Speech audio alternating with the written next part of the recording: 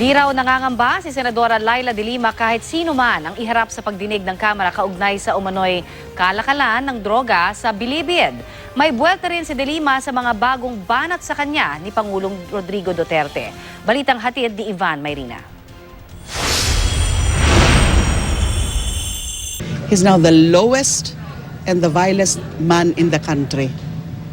Sa sobrang kabastusan na po niya. That's why, God forgive him. Naaawa na po ako sa inyo, mahal na Pangulo. Tigilan niyo na po ako. Ano pong gusto niyo sa akin? May gusto po ba kayo sa akin?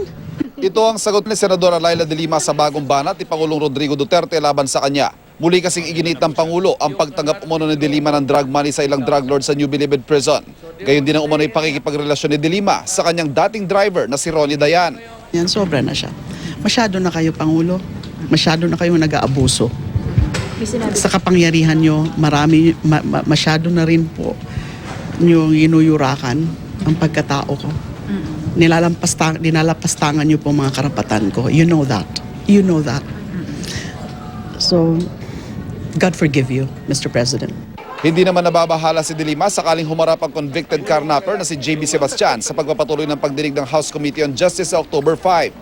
Matatanda si Sebastian ang itinuro ng mga tumestigong convict sa Kamara bilang siya umanong kumausap sa kanila para raw mangarap ng pondo para kay de Lima. Aminado rin si de Lima na government asset daw noon si Sebastian pero hindi raw totoong may kaugnayan ng senadora sa illegal na droga. Ayon kay de Lima, kahit sino pang iharap sa pagdinig ng Kamara, hindi raw siya nangangamba.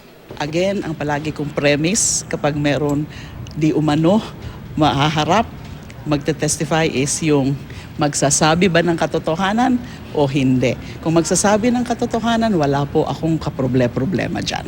Ivan Mayrina, GMA News.